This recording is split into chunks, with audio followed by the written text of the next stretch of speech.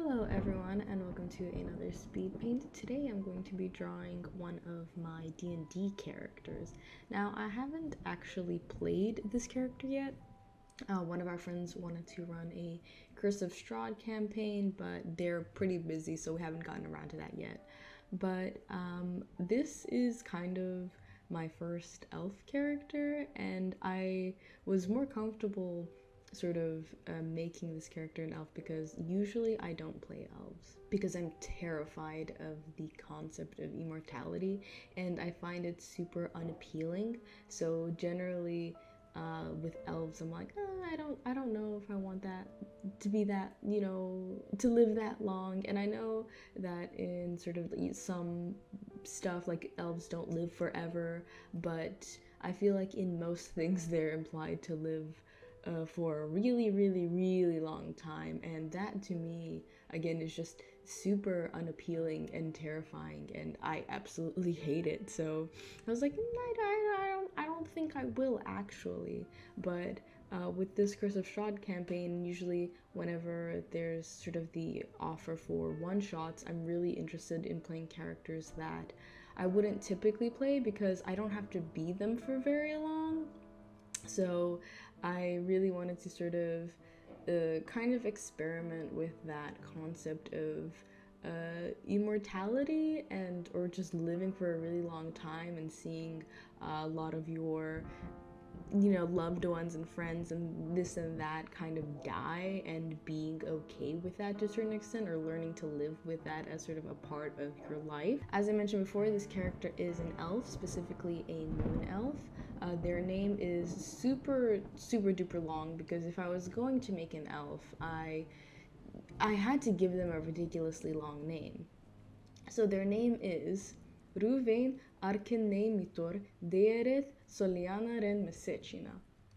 Now, some of you may know that last word is just a Macedonian word for moon, but leave me be. I needed an extra flair at the end.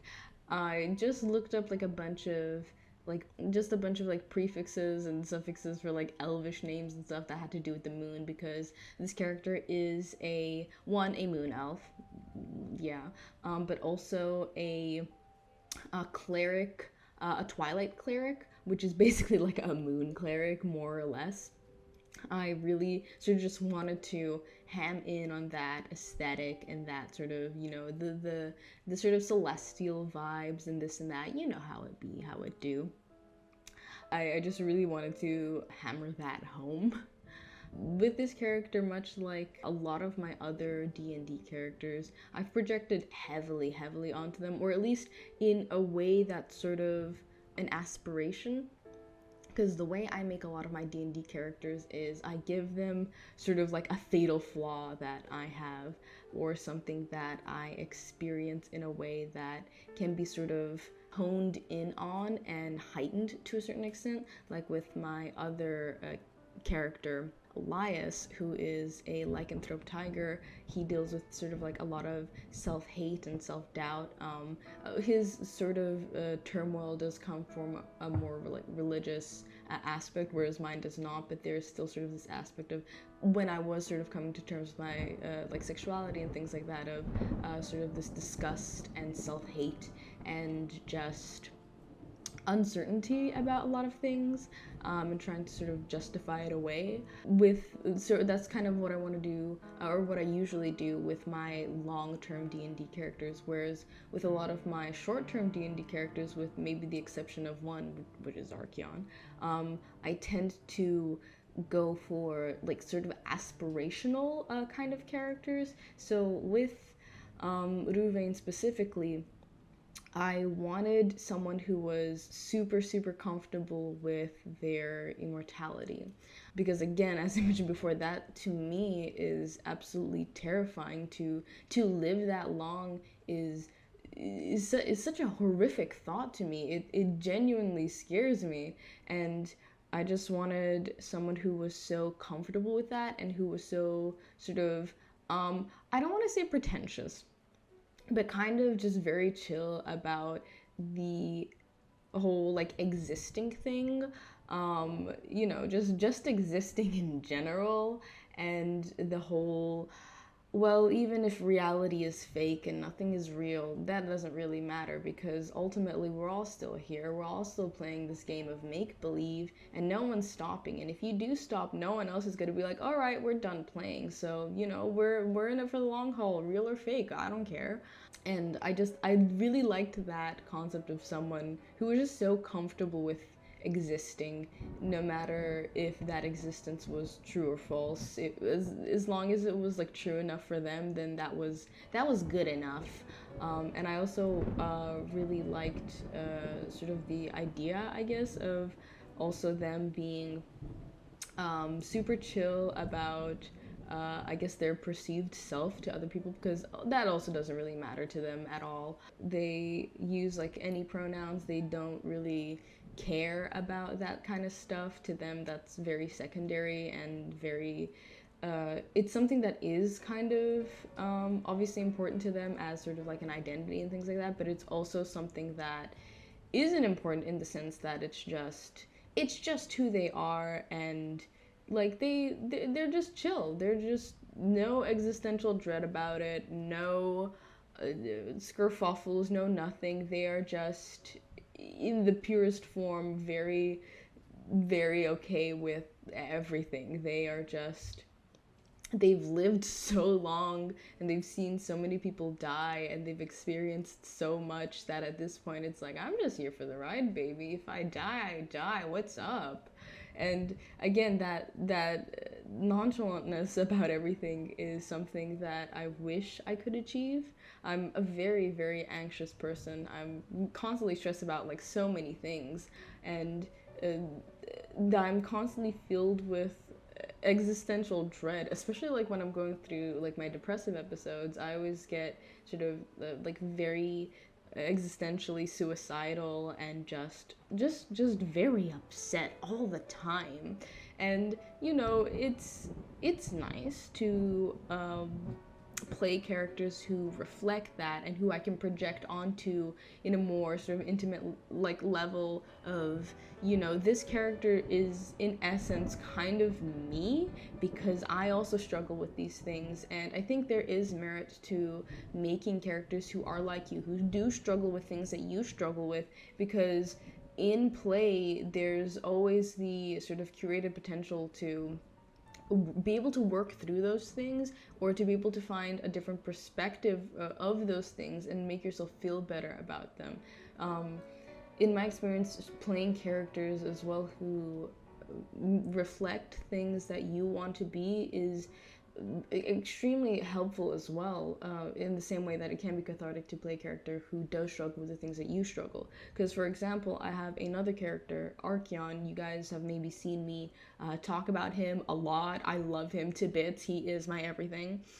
But he is also very much the opposite of me, where he's very go with the flow, very happy with the way that he is. He's just a little stupid, very happy, and just living life, which I don't do. I don't just live life. I'm stressed and agonizing about it constantly. But playing Archeon in the past has sort of allowed me to perhaps have like a bit of a more positive outlook on life, and kind of let go some of the worries that I have. I'm still a very worrisome person. I don't think I could ever not be a worrisome person, but there's definitely sort of, like fake it till you make it kind of mentality, I suppose, going on here when I play these characters who are not like me at all, but have qualities that I strive to have in some shape or form. And unlike Archeon, who is just happy to be alive, and who is just just happy in general, Ruvain, I feel, has achieved happiness. Perhaps wasn't always happy, but has sort of become sort of accepted their existence and everything that has come with it, and makes do, and is like, well, listen, if this is this my if this is what like life is dealing to me, then you know what, sure, whatever, I'll find a way to put it in my benefit or make it so that I'm actually the one winning here and not whatever's trying to get me down. And again, it's just sort of learning to be happy and accept certain aspects of your life, because I do believe that Ruvain probably has dealt with like a lot of grief and a lot of loss. Just when you live for so long, it is inevitable that you will experience loss in a way that is, you know, on a huge level. And you know, having that character just be like, be able to continue to live and not be so miserable despite all of that loss is also something that I strive to be. Because for me, whenever I deal with loss, it's so devastating and it's so impactful on my, like, the very core of my being, and that's very tiring. It's a very tiring existence to just constantly be so impacted by things that are, you know, like, it's okay to be impacted by things like loss and death and things like that. Of course it is. You've lost something, and of course you are at the core you're a human and not like a mystical moon elf.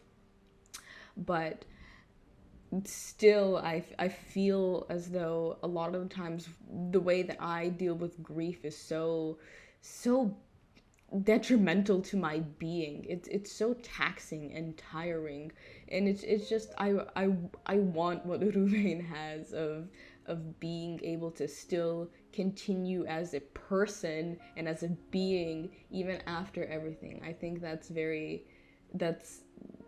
I don't know, it's very appealing to me that all of these things that give me grief and anxiety and like all these bad things, to me, for them, it's just a matter of life and they can still continue to move on from it. You know what? They're just their goals. That's what I'm. That's it. That's it. Everything about them is goals. But yeah, that's it for me rambling for like 12 minutes about, I don't know, existentialism, the agony of life. To go into a little bit about the speed paint, I really enjoyed drawing this. I'd like to emulate this style again. I haven't been able to, but I really enjoyed drawing them in this like little headshot illustration kind of thing. I really liked the end product, the sort of kind of dryness of the brush that I was using. I will sort of release a video soon about Paintal Side brushes and how those work, because with Paintal Side 2 at least, they work a little differently.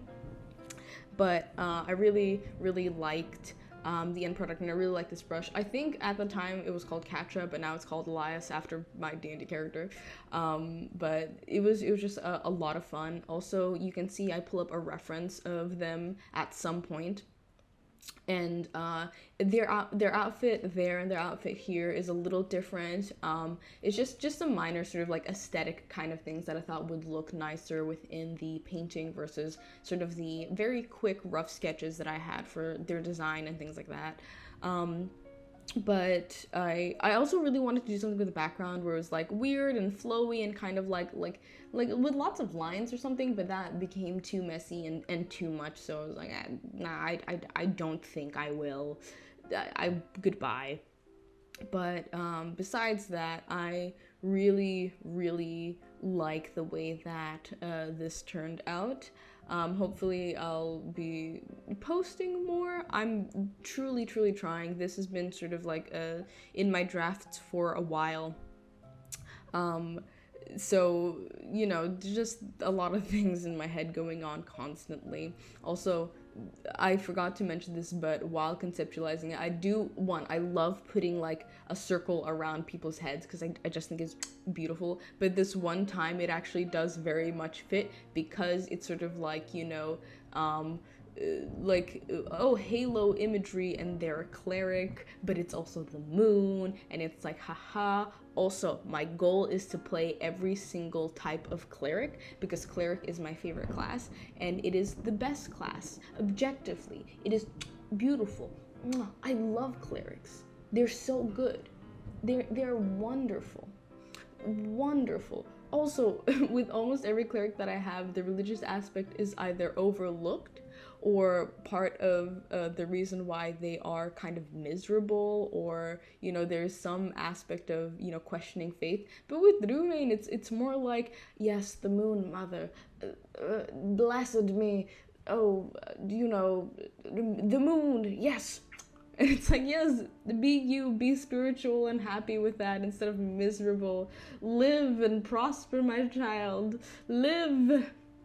Anyway, I hope you guys enjoyed the speed paint. I hope it wasn't too all over the place. I did get a little like jumbled with my thoughts here at the end, but I don't want this to be too long.